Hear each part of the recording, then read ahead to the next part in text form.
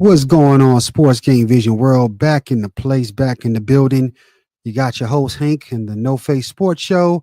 We talk about sports, but we will pop in other things here and there on the No Face Sports Show here on Sports Game Vision. Hope you had a great weekend, a great holiday.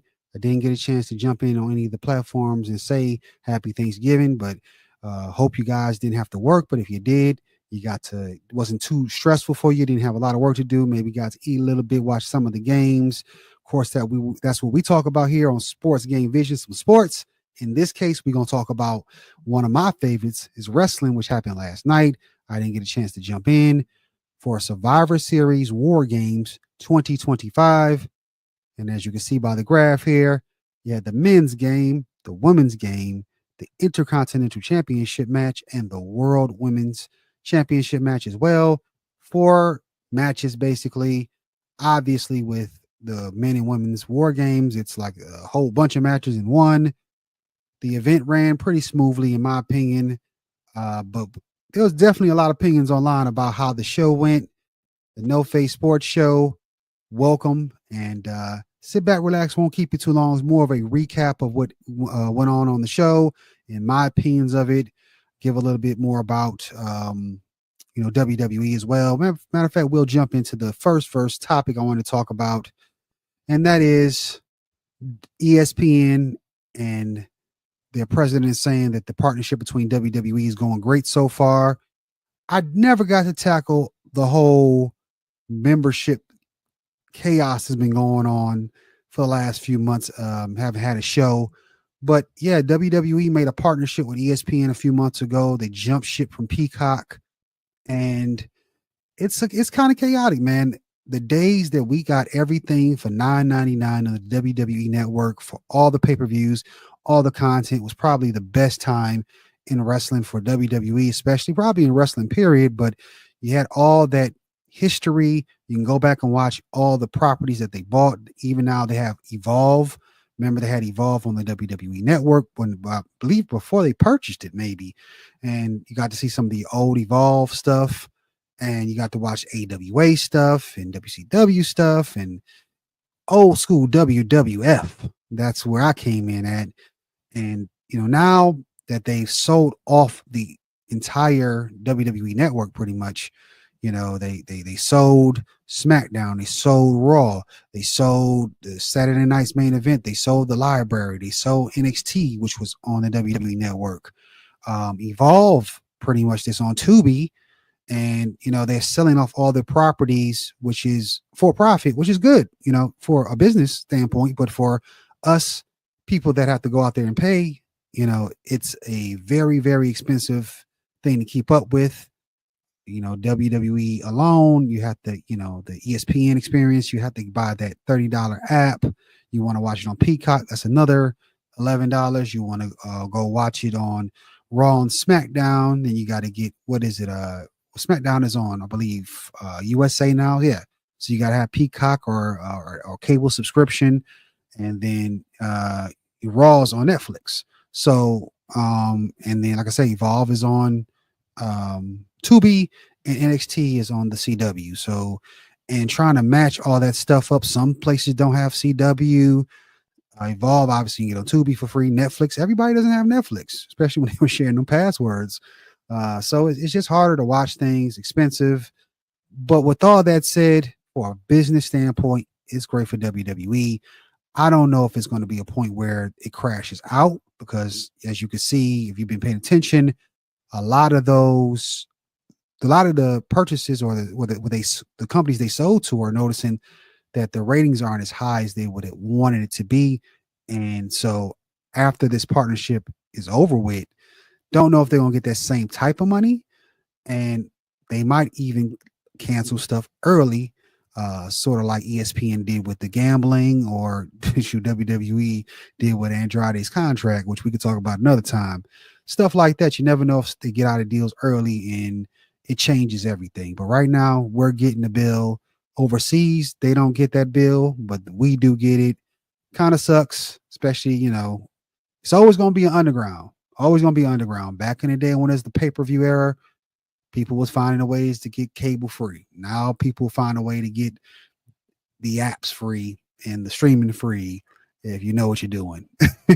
So, and they're doing everything doing whatever they can to block it. But again, they used to have bootleg vinyl and bootleg tapes and bootleg CDs and Blu-rays. It's going to happen on the streaming too. As much as they try to block it, they can do everything they can to make it rough and tough. But there'll always be an underground.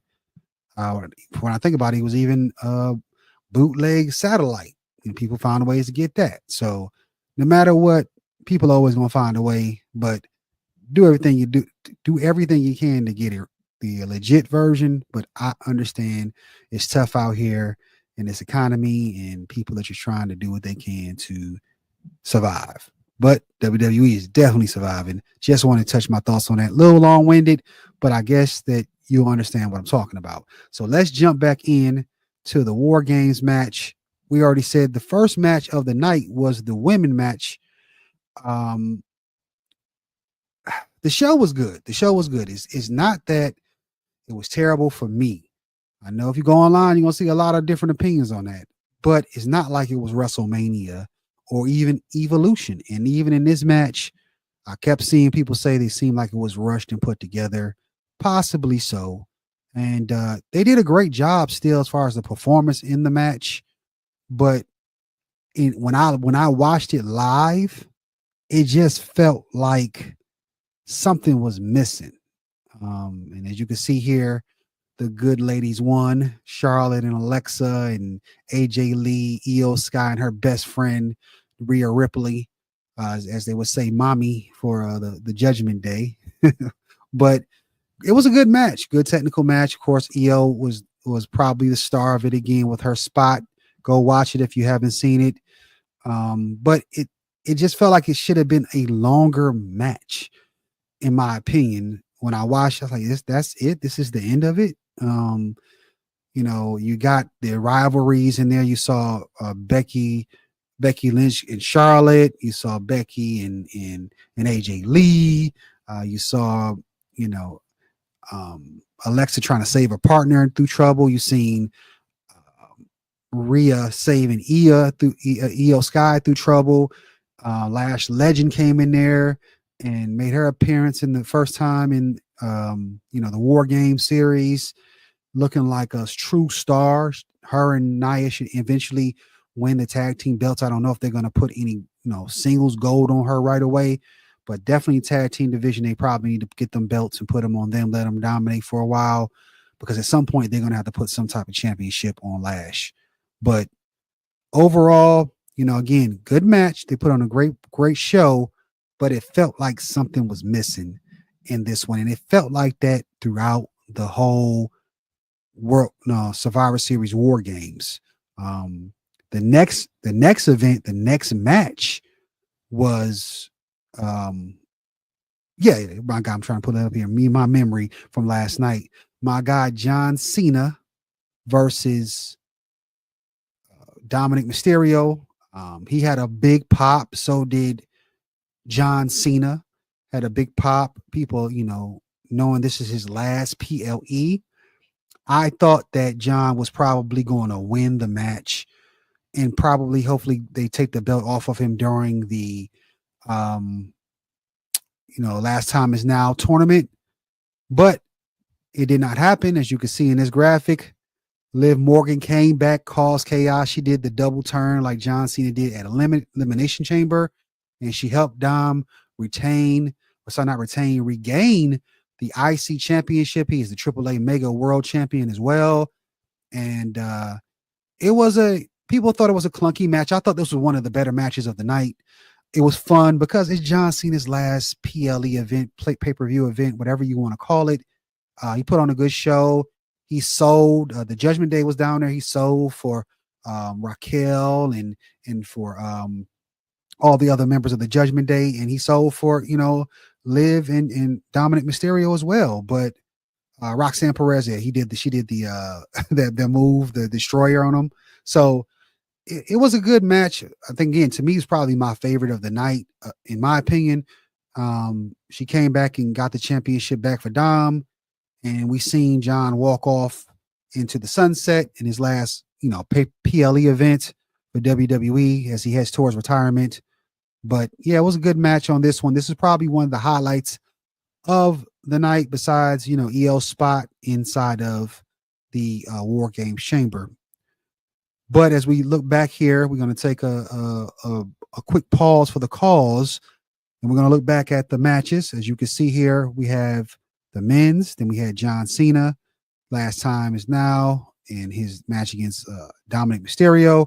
Again, he put over Mysterio, which is the right thing to do, to go out and put him over. But I just thought that they'd put the belt on somebody else during the his tournament. But either way, we had the ladies fight for the world championship. La Primera versus Nikki Bella, and it was for the championship. This one was complained about even before War Games even started. Like, it really didn't need to be on the pay-per-view. And in my opinion, it was a good match. I didn't see no major botches or anything. She looked more comfortable. She looked confident in the ring. It was a good match, but it did seem a little bit out of place. I will agree with some of the fandom. It felt more like it could have probably happened on Saturday night's main event, or Raw SmackDown as the main event there. But they had to put something on it. It need 4 matches. I guess this was the filler, and it does again. John Cena is putting over talent on his way out. Nikki is going to put over people as well, as a Hall of Famer and a legend in her division. For the women, she put over Stephanie Vaquer. She got the win. She gave a couple of devil kisses, one on the announce table and one in the middle of the ring, and then she gave her finisher for the win. She got a big win on her resume, but again, it just felt very, very forced in a lot of ways, sort of like the women's pay-per-view or the women's War Games match. And the women, in my opinion, probably had the best pay-per-view, in which I was live at, for the Evolution, and that was thrown together. But that pay-per-view was really good. This one, again, 2 matches already that felt forced. John Cena's did not feel good. So these 2 felt a little forced, but again, they all put on great performances in the middle of their ring. So, a good pay-per-view overall so far. Now, as we look back at the graph here, or our picture, we're looking at the last match of the event. That's the men's War Game match. And this is really centered around the Oracle, Paul Heyman. And I can't even see him in this picture, but a lot of those wrestlers were somehow connected to him in some kind of way.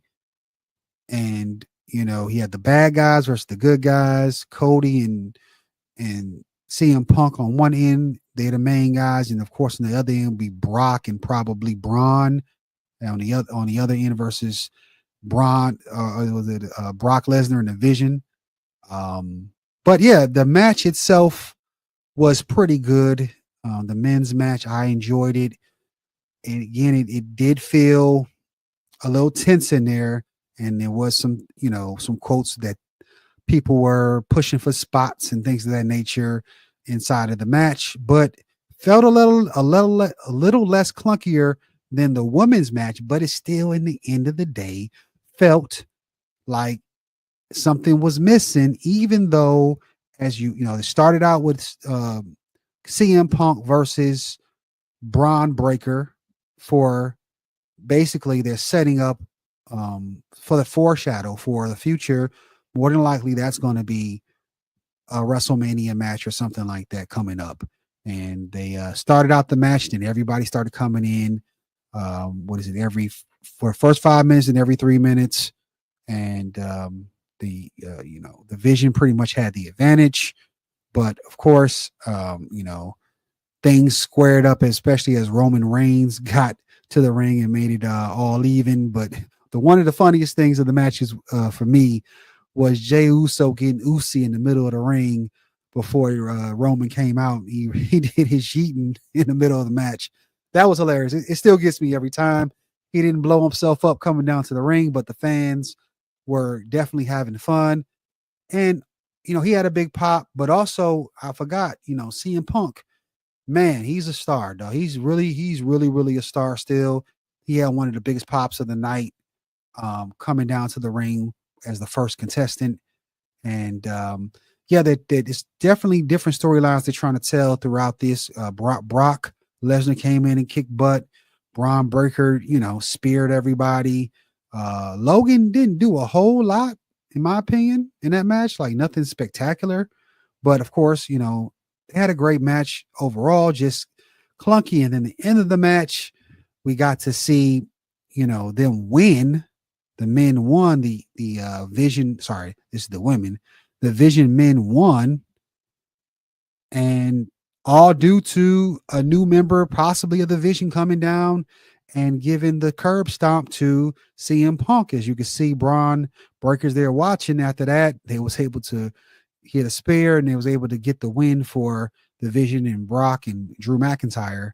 Then, of course, Drew came in and gave a whole bunch of claymores. Forgot to mention that, but yeah, I mean, he came in. Obviously, that's probably, as has been rumored to be Austin Theory for a long time. It's probably Austin.